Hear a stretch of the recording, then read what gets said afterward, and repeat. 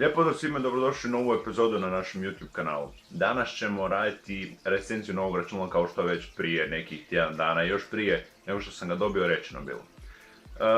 Nažalost računalo je bilo došlo sklopljeno, tako da, ali sam zato dobio kutiju s komponentama, to je kutiju s kutijama komponenta, tako da ćemo recenzirati malo to i da vidite što u stvari se krije u računalu.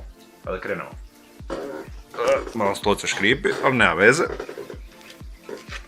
Da vidimo, znači to se sve nalazilo u ovakvoj kutiji. Evo kako možemo vidjeti, imamo ovdje nešto lijepo. Šta je to? Da vidimo. Prvu stvar koja praktički treba samom računalu je matična ploča. Znači Gigabyte F2A68HM S1 Ultra Durable Motherboard. Kako možete vidjeti, prilično je mala. Da vidimo što se krije iza. Znači idemo audio noise, imam long lifespan solid caps, dobro je. Dobro, vidi high ASD USB port protection, ima lijepo zaštita sve. Uglavnom ima puno tih malih stvarčica koji su, ima prednji front USB 2.0. Znači ono, ima puno mnogih zanimljivih stvarčica koji nudi 2.3.0 USB porta, 2.2.0 USB porta, HD audio i ostali stvarčica. Prilično zanimljivo, tu su kao možemo vidjeti specifikacije neke, valjda se vide se. I sve u svemu prilično dobra i mala matična za poličnu lovu.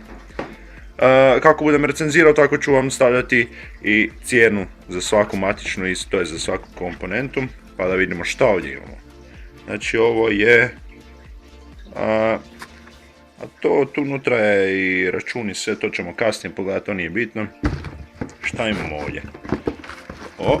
Naravno, svako računalo ne može raditi bez čega? Napajanja.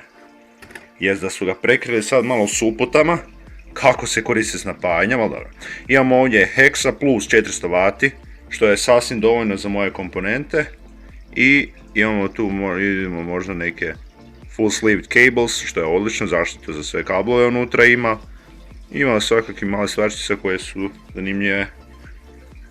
Znači, imamo tu nešto, idemo sa strane, tu ima jezika English.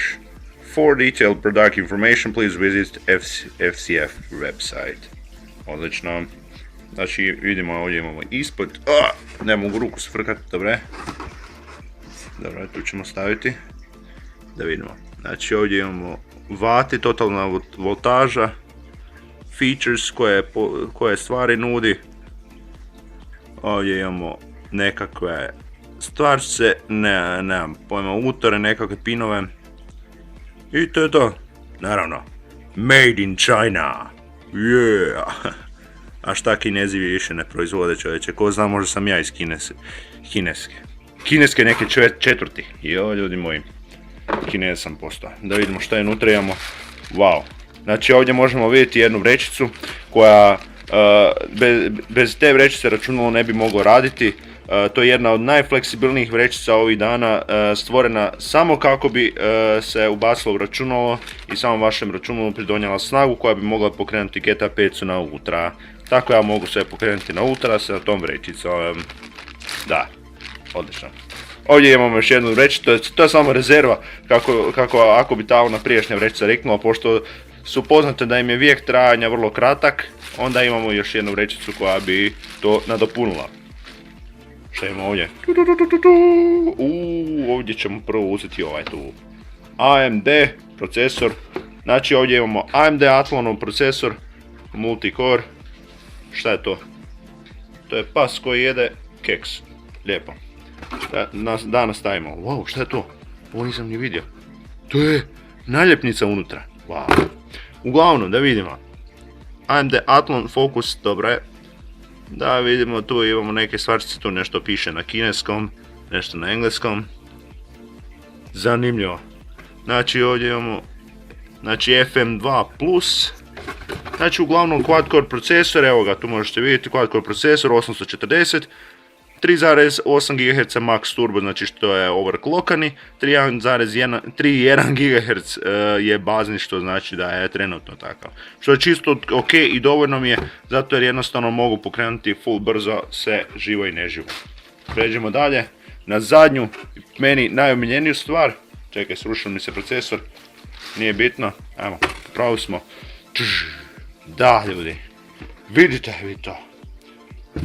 Mislim, nije to zadnja stvar, ali je meni osobno najomiljenija. Da, Nvidia GeForce GTX 750 Ti, 2 GB DDR5. Nice, ljudi, vidi. Jednostavno, u predivnim kutijama pakiraju, da vidimo njezine specifikacije od iza. Znači, imamo 10 godina garancija da bi trebala raditi, ja se nadam da bude više. Lower temperature, što je odlično, extreme low i SAR, nemam pojma šta je to. Higher efficiency, to sam skužio. Minimum system requirements, ja se vidi, ajde fokusaj se, dobro je, evo nešto vidimo, 300 MB, nije bitno. Features, to me zanima. 2 GB DDR5, odlično. GPU boost, malo mi se tresu ruke, ali ne veze, valjda vidite sve. OpenGL 4.4, Nvidia Shield Ready, nice, ima puno toga. DirectX 11.2, odlično. Evo tu možemo vidjeti i nekakva uputstva koja su ispisana vrlo sitnim slojima, ali mi to možemo pročitati. Ajde, fokusaj se, prijatelj moj, možemo treba svjetlosti malo. Ajde. Powered by Nvidia, to nam je dovoljno. Uglavnom, evo tu imamo product specifications, 128 bitna grafička, čist dovoljno ima HDMI, DVI i DSAB. Nemam pojma. Uglavnom, odlično, sve u svemu odlično. Kutije nećemo otvarati, pošto unutra baš niti nema ništa posebnoga jer je sve u računalu. Pa da vidimo šta je još ostalo tu zadnje. And winner is... Rams. Znači ovdje vidimo, imamo HyperX Fury ramove, Kingstonove, 8 GB, evo možete vidjeti ovdje, 8 GB DDR3, 1866 MHz ima, što je prilično dobro za ramove i odlični su. To je bilo to za te ramove, tako da nema baš previše što bi se to moglo ispitati. Da mi vratimo to sve natrag u kutije, kutija u kutije, kako je i bilo, da se previše ne zamaramo time. Vidi. Naravno, kutije treba održavati, pošto računalo je glans novo. Evo, pogotovo ovo treba održavati. Te vrećice, bez tih vrećica ne može ništa. Znači, računalo bi jednostavno krepalo, ne bi radilo.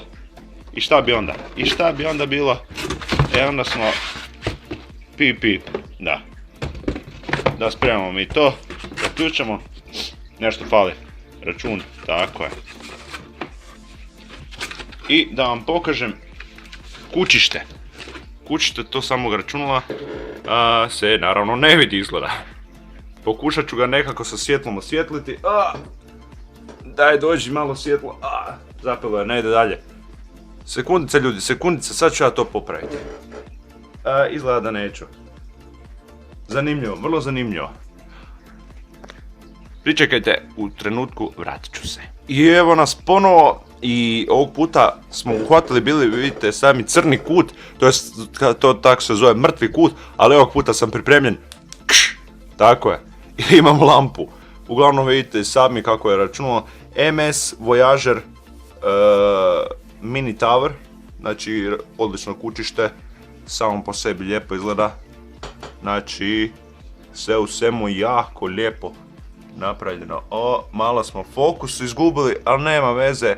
Uglavnom vidite sami kako izgleda to kućište, link će vam biti, to jest slika će vam biti pokraj ovoga tu, tako da i vidite i kako izgleda u stvarnosti, jer ovo baš i nije najčišća slika. Evo, tek sad se možda malo isfokusirao. Tako da nema veze. Ništa ljudi, izgleda da bi to bio kraj recenzije, hvala vam što ste pogledali ovaj klip. Također, ako vam se ta recenzija svidjela i to sve, uskoro dolaze i miš. Monitor sam već naručao, dobro njega baš i neću recenzirati jer vas to toliko ne zanima. I ništa, kako sam rekao, bio na stranici Ark Survival World je kupljen. Jučer sam ga igrao i mogu ga igrati prilično solidno na nekih dobrih FPS-a da bi se moglo snimati. Stoga ljudi, onda očekujte uskoro Ark Survival i ako vam se ova epizoda svidjela, onda udarite taj like, komentirajte, pretplatite se ako još niste i naravno podijelite, a do sljedećeg videa se vidimo. Goodbye.